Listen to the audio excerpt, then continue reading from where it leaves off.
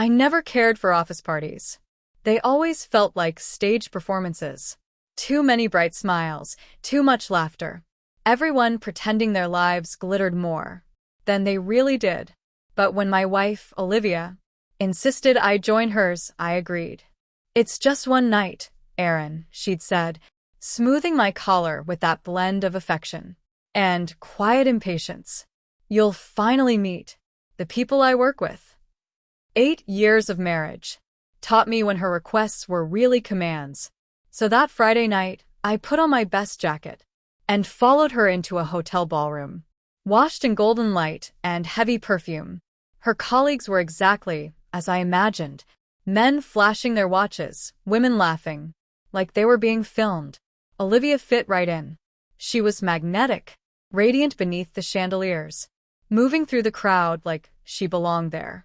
I stood near the bar, whiskey in hand, watching her glide between groups, poised, confident, that trace of flirtation that made everyone feel noticed. I used to love that about her. Until that night.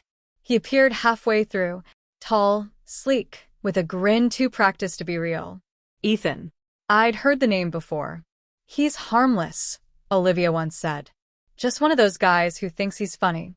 He wasn't funny. He spotted me instantly, grin stretching wider, as if he'd found something to toy with. "So, you're the mysterious husband," he said, offering a hand. His charm was polished, but his eyes kept sliding toward Olivia. "Just Aaron," I replied, shaking it. "Aaron," he echoed, holding the handshake. "A second too long. You're a lucky man. Olivia keeps us sane at work." I smiled, the kind of smile you give when someone's testing a line. "Yeah, she's great." He chuckled, leaning in. "Man, I've been telling her to bring you around. Wanted to see who could win her over." Olivia laughed tightly. "Ethan, stop." But he didn't. He drifted closer, cologne thick between us. "No, really," he said. "She talks about you all the time. Says you're the calm, serious type. You don't seem that serious to me." My jaw clenched. Guess it depends on the situation. Something in my tone made him blink, but the grin snapped back fast. "Hey, just joking, man. Don't go stiff on me." Olivia touched his arm. "Ethan, get another drink." He smirked. "Sure, boss lady." And as he passed, his hand brushed lightly against her back. She froze. So did I. Subtle, but deliberate. The rest of the night blurred. Small talk, laughter, and the low hum of something ugly under my skin. I watched him hover near her, too close, too familiar, whispering things that made her fake a smile. It wasn't jealousy, it was the quiet fury of being disrespected in daylight. When the night finally died down, I waited as she said her goodbyes. Ethan stumbled over, champagne glass in hand. "Heading out already?" "Yeah," I said evenly. "Early morning." He grinned. "Shame. I was just getting to know you." I leaned closer, voice low. "You already do. But maybe you forgot. She's my wife." The smirk twitched. "Relax, man. It's just a joke." I stepped in, close enough to feel his breath. "You touch her again, even as a joke, you'll regret it." The grin vanished. His gaze dropped. Finally, he had no comeback. Olivia and I left in silence. The night air was cold, sharp against my skin. I could feel her glancing at me. "You didn't have to say that," she murmured. "Didn't I?" I asked, eyes on the road ahead. She sighed. "He's just flirtatious. That's how he is.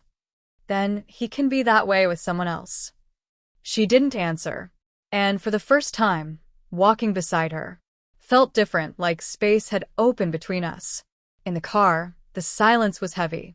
Olivia stared out the window, her reflection ghosting in the city lights. Fingers tapping her leg, that old tell that she was unsettled. When we got home, she went straight to the bedroom, sliding off her earrings and setting them neatly on the dresser.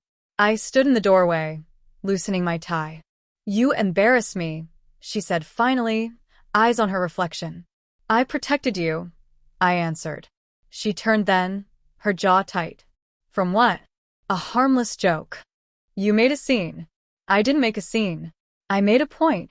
Her eyes flashed. He's my coworker, Aaron. I have to see him every day. You can't just threaten someone at a work event. I took a slow breath, keeping my voice calm. You're right. I shouldn't have to. But I will, if someone disrespects you in front of me. Silence hung between us, thick, unspoken, and sharp. Then she turned away, muttering, "You're overreacting," and disappeared into the bathroom.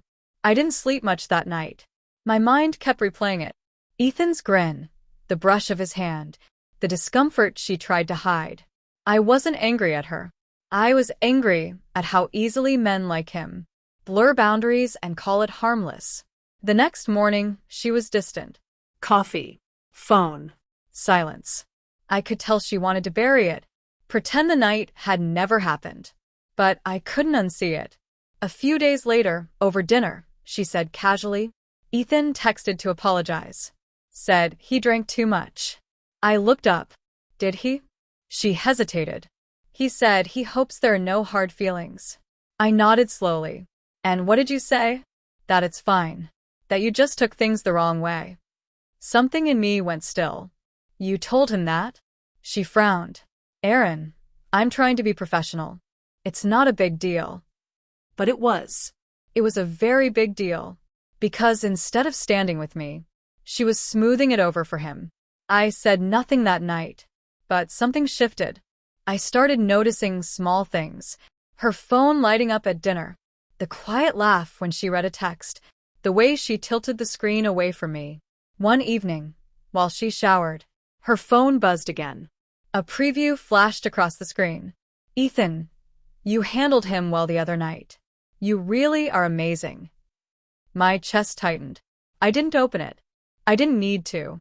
When she came out wrapped in a towel, she found me sitting on the edge of the bed, her phone in my hand. Want to explain that? I asked quietly. Her face went pale. Aaron. Don't lie, I said, my voice too steady. Just tell me if it's been going on. It's not like that, she rushed. He flirts with everyone. I don't encourage it. Then why did he say you handled me well? She opened her mouth, but nothing came out. I stood, placed the phone gently on the nightstand, and moved toward the door. You know the worst part? I said, turning back. You didn't even have to do anything. You just had to say no. That night, I slept on the couch. By morning, I packed a bag and left before she woke. 2 days later, she showed up. At my sister's house, eyes red, voice trembling. Nothing happened, she whispered. I swear. I just liked the attention. I didn't realize how it looked from your side. I believed her. Maybe not completely, but enough to see the guilt. Still, something inside me had shifted for good. I'm not angry, I told her. But I can't unsee it. I can't unfeel what it's like to be made a fool. In front of people who knew exactly what he was doing. She nodded, tears sliding down her cheeks. I'm sorry. I know, I said softly. But sorry doesn't make me trust you again.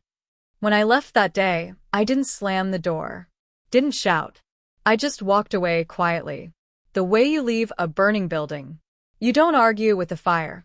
You just get out before it takes everything. Some call that pride. I call it self-respect.